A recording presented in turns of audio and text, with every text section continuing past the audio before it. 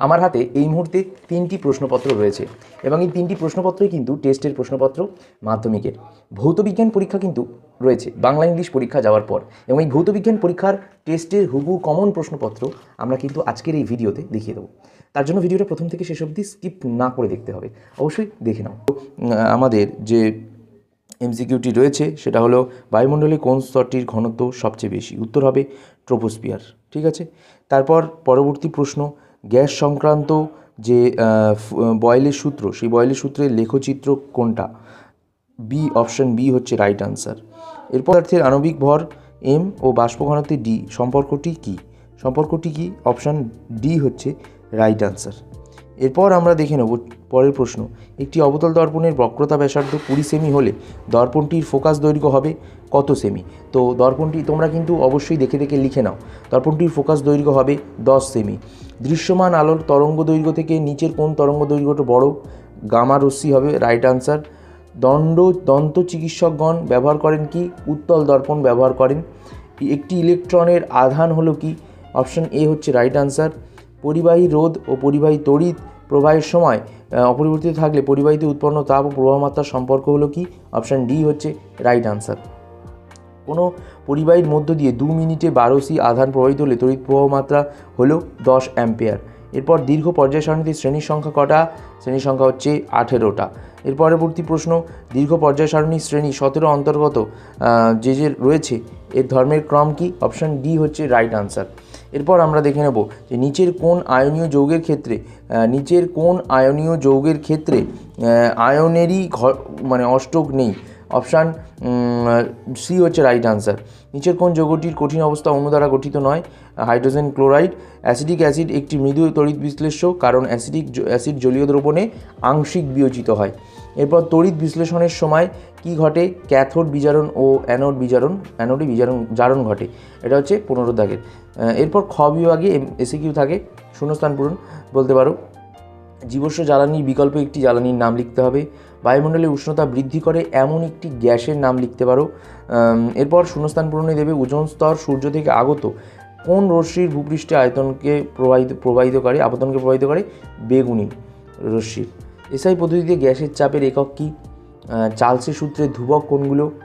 নিচে সত্য মিথ্যাতে আসবে, উষ্ণতায় কেলভিন স্কেলের প্রতি ডিগ্রি ব্যবধান সেলসিয়াস স্কেলের প্রতি ডিগ্রি ব্যবধানের সমান। এটা কি সত্য না মিথ্যা?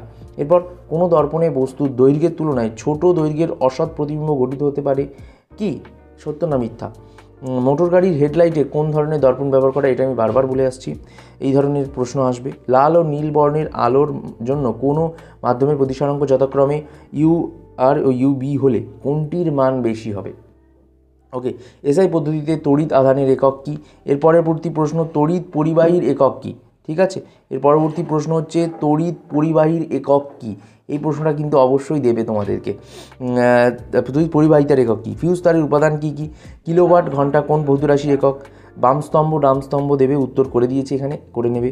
এরপর আমি দিয়েছি FiBrCl অর্থাৎ ব্রোমিন ক্লোরিন, এই ক্রমহ্রাসমান তড়িৎ ঋণাত্মক অনুসারে সাজাতে হবে, তারও উত্তর দিয়েছি। দীর্ঘ পর্যায় সারণীর কোন শ্রেণীতে গ্যাসীয় তরল ও কঠিন 3টি ভৌত অবস্থায় মৌলই বর্তমান? ক্ষার ধাতুগুলি দীর্ঘ পর্যায় সারণীর কোন গ্রুপের অন্তর্গত? ড্যাশ চিহ্ন দিয়ে H2O অণু প্রথাগত উপস্থাপনা দেখাও। হাইড্রোজেন আয়নের ইলেকট্রন বিন্যাস ও কোনো মৌলের পরমাণুর ইলেকট্রন বিন্যাসের মতো হাইড্রোজেন অণুর লুইস ডট ডায়াগ্রাম অঙ্কন করো। লুইস ডট ডায়াগ্রামটা কিন্তু আসবেই। এরপর যেগুলো মাথার মধ্যে আসে সেটা হচ্ছে একটি সমযোজী তরল পদার্থের উদাহরণ দাও। সত্য মিথ্যাতে দেখো আরও দিয়েছি, এখানে এইগুলো করে নেবে। এরপর স্ক্রিনের উপরে তোমরা দেখো ফুটে উঠছে বিভাগ গতে কিছু প্রশ্ন, বিশ্ব উষ্ণায়ন কী? তারপর একটা অঙ্ক এখানে রয়েছে গ্যাসের চাপ থেকে, এই অঙ্কটা আসবে 770 mmHg চাপে। তারপর গ্যাসের আয়তন থেকে দুটো অঙ্ক আছে অথবাতে, দুটো অঙ্ক প্র্যাকটিস করে নেবে। তারপর উষ্ণতর থেকে ঘনতর মাধ্যম, এই প্রশ্নটা পড়বে, আলোকরশ্মির চ্যুতিকোণ নির্ণয় করা। ঠিক আছে, তারপর সূর্যলোকের সবুজ পাতাগুলি সবুজ দেখায় কেন? গাছের সবুজ পাতাগুলি সবুজ দেখায় কেন সূর্যলোকের কাছে? মুক্ত বর্তনীতে তড়িৎকোষের তড়িৎচালক বলে সংজ্ঞা দাও। দীর্ঘ পর্যায় সারণীতে শ্রেণী 2 মৌলগুলিকে ক্ষার মৃত্তিকা ধাতু বলা হয় কেন? একটি সন্ধিগত মৌল এবং একটি ইউরেনিয়াম মৌলের উদাহরণ দাও। ঠিক আছে, এই প্রশ্নগুলো কিন্তু সব পড়ে নেবে। এরপর 2 নম্বরেরগুলো এইগুলো পড়বে। দেখো ফিজিক্যাল সায়েন্সে 3 নম্বরে আসে না, তো 2 নম্বরে এগুলো অবশ্যই পড়বে। তীব্র তড়িৎ বিশ্লেষণ বলতে কী বোঝায়, ক্যাথোড ও অ্যানোড তড়িৎদ্বার বলতে কী বোঝায়, স্ক্রিনের উপরে সব ফুটে উঠছে, তোমরা দেখে দেখে কিন্তু অবশ্যই লিখে নাও। এই প্রশ্নগুলো কিন্তু এবছর আসতে চলেছে, ঠিক আছে? এরকমভাবে কিন্তু পড়বে, এই প্রশ্নগুলোই কিন্তু অবশ্যই তোমাদের আসবে। ওকে, এরপর আমরা দেখে নেব বড় প্রশ্নেতে এই 3 নম্বর প্রশ্নগুলোতে কী কী প্রশ্ন আসছে। 3 নম্বর প্রশ্নগুলিতে বয়েলের চার্লসের সূত্র সমন্বিত রূপটি গাণিতিক রূপ পড়বে। তারপর বয়েল ও চার্লসের সূত্রের গাণিতিক রূপটা কিন্তু অবশ্যই পড়বে।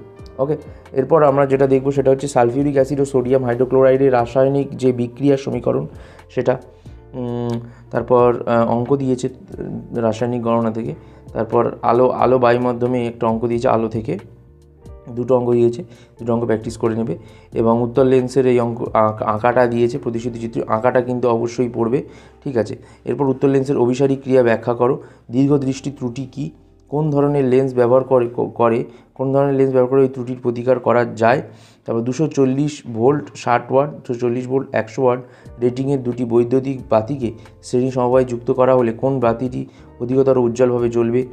এই অঙ্কটা তড়িৎচালক বল থেকে দেবে। তারপরে ইলেকট্রনিক মোটর কোন শক্তি তে রূপান্তরিত হয়। তারপরে এই গৃহস্থালী বৈদ্যুতিক, এই প্রশ্নটা দেবে 3 নম্বরের। ওহমের সূত্র বিবৃত করো দেবে, ওহমের সূত্র থেকে একটা অঙ্ক দেবে। পরিবাহী রোধ নির্ণয় করার দীর্ঘ পর্যায় সারণীর থেকে অঙ্ক দেবে, ঠিক আছে? এই প্রশ্নগুলো কিন্তু অথবা দিয়েছি, এগুলো সব করা কিন্তু করবে। তড়িৎ লেপন পড়বে, এগুলো কিন্তু সব আসবে, ঠিক আছে?